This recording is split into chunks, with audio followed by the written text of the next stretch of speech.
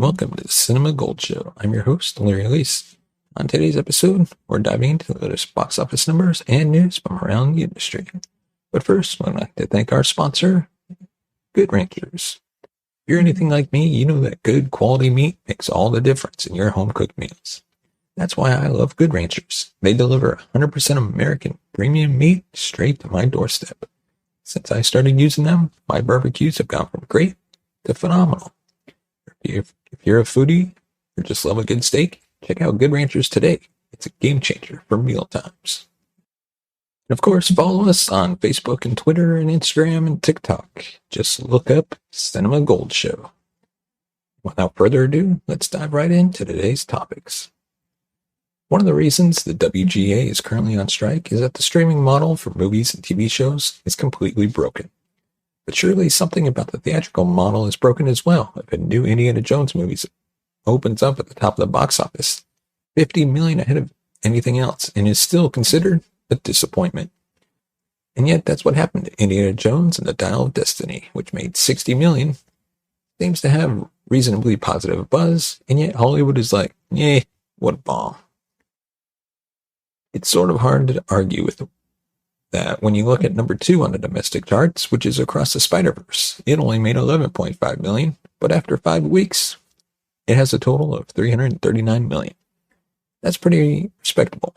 After that is Pixar's Elemental, another disappointment, which made $11.3 million in its 3rd week, with a total of $88 million. Wrapping up the top 5 are No Hard Feelings and Transformers: Rise of the Beast, with the latter hitting $136 million, which seems pretty good.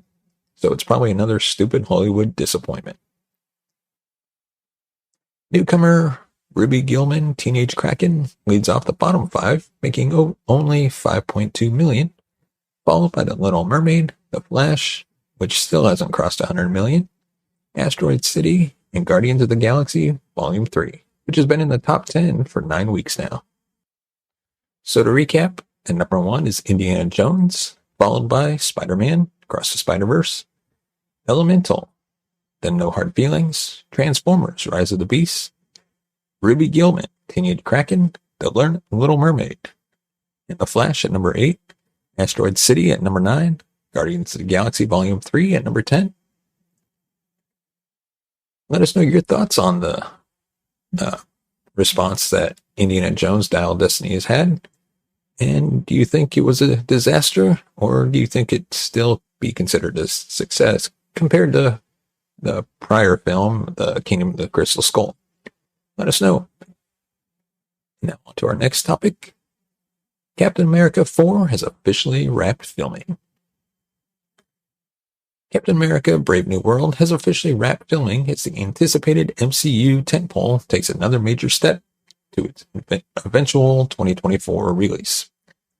Brave New World cinematographer Kramer Morgenthau shared on his Instagram stories that shooting for the latest sequel is finished by posting a red, white, and blue clapperboard with "Wrap" at the bottom.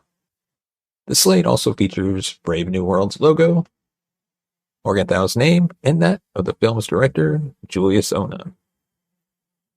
Brave New World began filming this past March in Atlanta under the working title Rochelle, with casting additions made throughout principal photography, including the Hulk's Liz Tyler, WWE superstar Seth Rollins. Tyler will reprise her role from the Incredible Hulk as Bruce Banner's former love interest, Betsy Ross, while Rollins' character remains undisclosed. Filming also pressed on despite the ongoing Writers Guild of America strike gripping Hollywood, with any writing adjustments expected to be made during scheduled reshoots. The strike, however, forced Marvel to push back the premiere dates of several films, including Brave New World, which was pushed back from May 2024 to July 2024. Part of the MCU's Phase 5, Brave New World is the first Captain America movie to feature Anthony Mackie's Sam Wilson as the All-American Super Soldier, taking over from Chris Evans' Steven Rogers, who passed on his trusted shield to Wilson during Avengers Endgame. Mackie has admitted feeling pressure to live up to playing Captain America in the MCU, crediting his castmates for helping him adjust to the role after feeling lost at first. MCU enthusiasts got a good look at Mackie's Captain America during the 2021 Disney Plus miniseries The Falcon and Winter Soldier before his upcoming film debut. Mackie stars in Brave New World alongside Danny Ramirez, Carl Lumbly, Tim Blake Nelson, Harrison Ford. The upcoming movie is Ona's biggest project yet, with his most recent theatrical effort being his 2019 social thriller drama, Loose, probably saying that wrong. Meanwhile, Morgenthau is a 6-time Emmy nominee known for his work on Thor the Dark World, Creed 2, and The Many Saints in Newark, plus acclaimed TV shows such as Game of Thrones and Boardwalk Empire, Brave New World is the 4th Captain America film installment after Evans' trilogy, which included The First Avenger, The Winter Soldier, and Civil War. The franchise has so far earned over $2.2 billion at the global box office to date. Brave New World was originally named New World Order before it was officially changed earlier this month, with reports claiming the change has to do with its storyline. Let us know your thoughts on Brave New World in the comment section below. What did you think? What do you think about it? How do you think it will do? Are you looking forward to it? Are you going to watch it?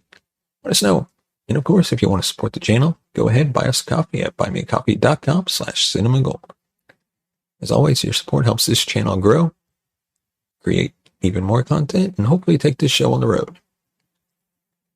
Now, on to our next topic. Margot Robbie and Adam Driver are no longer in Fantastic Four talks. As rumors continue to swirl around who will play the Marvel Cinematic Universe's Fantastic Four, a new report claims 2 of the frontrunners are no longer in the race. Per noted industry insider Casey Walsh, both Adam Driver and Margot Robbie are no longer in talks to play the roles of Reed Richards and Sue Storm. Walsh didn't supply a reason for their apparent departure, but did state that the film's cast is currently still in flux, suggesting Marvel Studios hasn't yet found its Fantastic Four. It's worth noting that neither the production company nor Disney has issued any statements on recent developments in the process, so a grain of salt is recommended. Fantastic Four is one of the most fan-cast projects Marvel currently has in development, with enthusiasts constantly throwing out possible actors who could play Marvel's first family. Popular choices for Mr. Fantastic include Dev Patel, while Mila Kunis and Jodie Comer are often cited as being perfect for the part of Sue Storm. This comes after Reed Richards technically made his MCU debut in Doctor Strange in the Multiverse of Madness, played by John Krasinski, but the actor suggests he likely won't pick up the blue and black jumpsuit again. As for other details regarding Fantastic Four are concerned, precious little is currently known about the movie. The project is being held by Matt Shakman, who's taking over after Spider-Man No Way Home director John Watts departed the film. Shakman is no stranger to the world of Marvel, having previously directed 9 episodes of the television series WandaVision. In fact, he's such a fan of the superhero universe that he opted to leave his position on Star Trek 4 for Fantastic Four. The MCU's Fantastic Four film does not currently have a release date yet.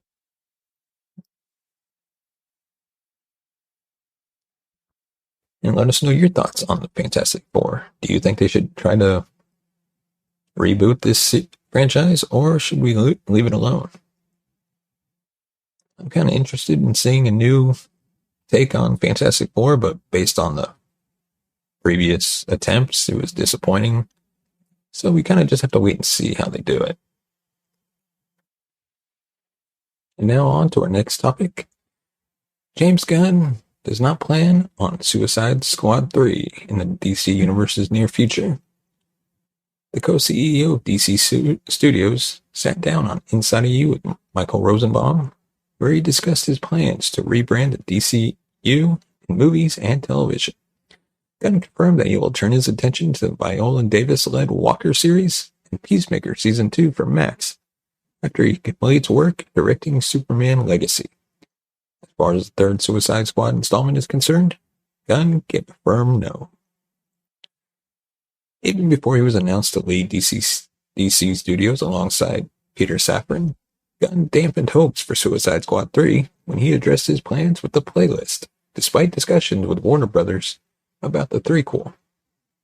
quote, "Yeah, we've talked about it, but the honest truth is, I just have so many hours in a day to work on stuff, and I had so much fun time working in television that I really think that's what I'm going to spend the next year of my life doing." Guns, the Suicide Squad was treated as a soft reboot to David Ayer's 2016 film, whose theatrical cut was altered by the studio after the divisive reaction to Batman vs. Superman: Dawn of Justice. As DC Extended Universe fans have pushed for Gunn to release the Ayer cut of Suicide Squad, rumors surfaced that Warner Brothers could be looking at Ayer to direct the third Suicide Squad movie without following up on Gunn's movie. Gunn was quickly debunked the rumor immediately. While Gunn intends to continue the stories of his Suicide Squad characters, including Margot Robbie's Harley Quinn, one actor still waiting for the call is Idris Elba, who played Bloodsport in the Suicide Squad, saying, quote, "I love Bloodsport. I have no idea what they want to do with it. I imagine the next time we see Bloodsport would probably be in a Suicide Squad movie. I don't think they have any plans to give him his own franchise, but there's a possibility." For now, Gunn's attention is mainly focused on the first installment of his new DC Universe slate with Superman Legacy. The reboot will star actors David Cornsweet, apologies for butchering his name, as Clark Kent, Superman, and Rachel Brosnahan as Lois Lane. Its premise will not be a retelling of the origin story, but instead a focus on both of his aristocratic Kryptonian parents and his Kansas farmer parents, who respectively inform who he is and the choices he makes. Superman Legacy will arrive in theaters on July 11th, 2025. Let us know your thoughts on Superman Legacy. And as always, follow us on Facebook, Twitter, Instagram, and TikTok. And if you want to support the channel, go ahead, buy us a coffee at buymeacoffee.com/cinemagold. And as always, thank you so much for watching and listening. We will see you next time.